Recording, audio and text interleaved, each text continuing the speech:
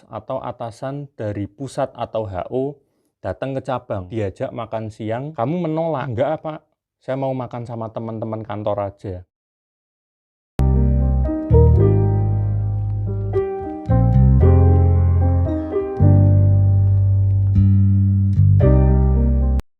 Halo teman-teman, balik lagi ke channelku. Hari ini aku akan coba menjelaskan tentang opportunity cost atau lebih dikenal dengan biaya kesempatan atau biaya peluang. Apa sih opportunity cost itu? Opportunity cost adalah nilai dari sebuah kesempatan yang hilang dikarenakan kita memilih sebuah pilihan dibandingkan pilihan yang lain. Nah, opportunity cost ini teman-teman secara sifatnya aku bilang ada dua gitu. Ada kualitatif, ada kuantitatif. Kalau yang sifatnya kualitatif itu hanya berupa semacam uraian atau penjelasan kalimat tanpa benar-benar bisa dihitung angkanya secara pasti.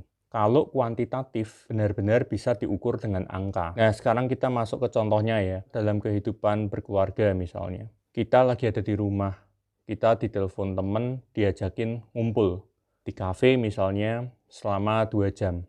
Apabila kita mengiyakan ajakan itu, opportunity cost-nya adalah 2 jam itu kita kehilangan waktu bermain dengan anak, waktu bermain dengan istri. Kita kehilangan quality time kita terhadap keluarga. Atau mungkin opportunity cost yang lain, kita kehilangan waktu 2 jam yang sebenarnya kita sudah sempatkan untuk belajar sesuatu. Dua, dalam kehidupan percintaan. Nah, yang percintaan, ini lagi-lagi aku ngambilnya contoh yang kualitatif dulu ya, karena kalau yang kuantitatif itu susah. Contohnya, ada orang si A sama si B yang berpacaran. Si A sama si B ini, mereka LDR-an. Jarak jauh kan pacarannya. Tiap hari, di hari Senin sampai Jumat, mereka berkomitmen untuk setiap malam melakukan video call. Nah, sekarang opportunity cost-nya apa? Mereka kehilangan waktu setiap harinya 1 jam untuk sebenarnya mereka bisa mengerjakan sesuatu yang lain, yang lebih positif. Misalnya, belajar sesuatu, membaca buku. Nah, itu opportunity cost-nya. Nah, sekarang kita masuk contoh yang ketiga dalam segmen pekerjaan. Di sini aku akan coba kasih contoh, satunya kualitatif, satunya kuantitatif ya. Kalau yang kualitatif, di kantor misalnya ada bos atau atasan dari pusat atau HO datang ke cabang. Nah, kamu sama atasanmu langsung itu diajak makan siang bos dari HO itu, barengan gitu. Katakanlah makan siang itu mengambil waktu 2 jam. Kamu menolak, enggak apa, saya mau makan sama teman-teman kantor aja. Nah, dalam hal itu, contohnya, opportunity cost-nya adalah teman-teman ngilangin waktu 2 jam yang sebenarnya teman-teman bisa pakai untuk menunjukkan karakter atau perkembangan performance teman-teman di kantor, ide atau pikiran teman-teman ke bos teman-teman yang dari HO itu. Dibandingkan dengan teman-teman makan siang dengan teman-teman kantor yang biasanya, itu kan sudah sering terjadi, sudah umum. Setiap hari juga gitu. Itu contoh yang kualitatif. Yang kuantitatif dalam segmen pekerjaan, teman-teman memilih makan di warung makan di dekat kantor setiap harinya. Makan siang itu 30.000. Padahal kalau teman-teman bawa makanan sendiri, itu teman-teman hanya menghabiskan 15.000. Maka di sini opportunity cost-nya adalah kesempatan yang tidak dipilih dikurangi dengan kesempatan yang dipilih. Jadi 15.000 dikurangi 30.000. Nah, opportunity cost teman-teman di sini adalah sebesar 15.000. Nah, sekarang kita masuk contoh yang keempat, yaitu segmen bisnis. Di sini aku hanya akan memberikan contoh kuantitatifnya aja. Di sini teman-teman memiliki tempat tinggal atau rumah yang kebetulan cukup luas dan memiliki halaman yang tersisa untuk dipergunakan sebagai sesuatu. Di sini teman-teman ada dua pilihan misalnya.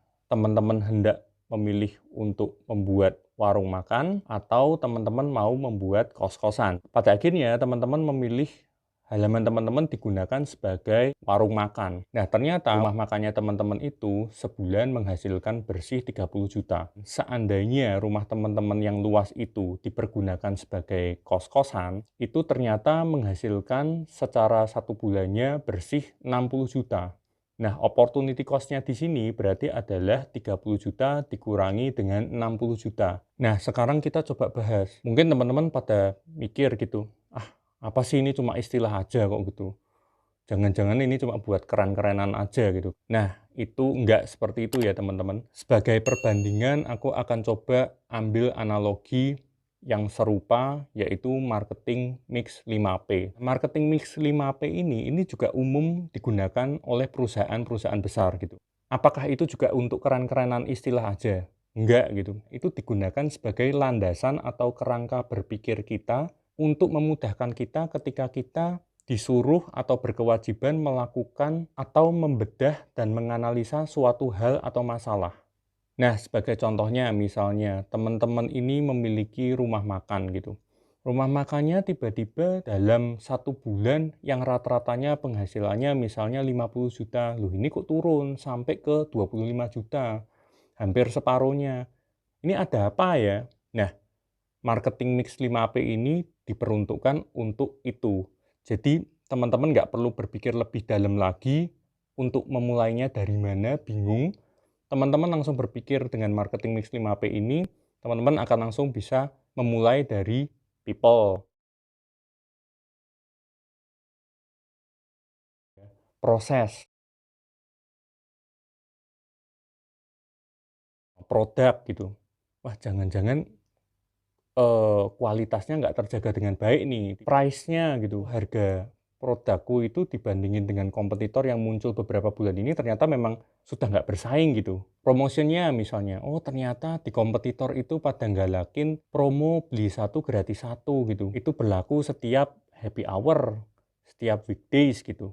Wah, aku enggak, misalnya seperti itu. Nah, sekarang kita masuk lagi ke opportunity cost ini, teman-teman. Ini juga sama. Hal ini merupakan landasan atau kerangka berpikir kita dalam memprioritaskan sesuatu. Teman-teman mungkin cukup sering ngeh ya, atau sadar ya, bahwa ketika kita ditawarin berbagai macam pilihan, kita sering memilih pilihan kita itu didasarkan atas ego, atau perasaan kita, atau bahkan idealisme kita. Nah, seringkali ego atau idealisme kita itu nggak benar-benar memberikan satu keputusan pilihan yang betul-betul tepat dan akurat gitu. Betul-betul bisa dibuktikan secara angka dia lebih baik gitu. Itu enggak, teman-teman. Nah, dengan opportunity cost ini, teman-teman, kita bisa membuat satu pilihan yang lebih baik, lebih akurat, lebih logis, dan pastinya lebih bisa dipertanggungjawabkan. Kenapa? Karena ini nggak berdasarkan ego atau kesenangan kita atau idealisme kita.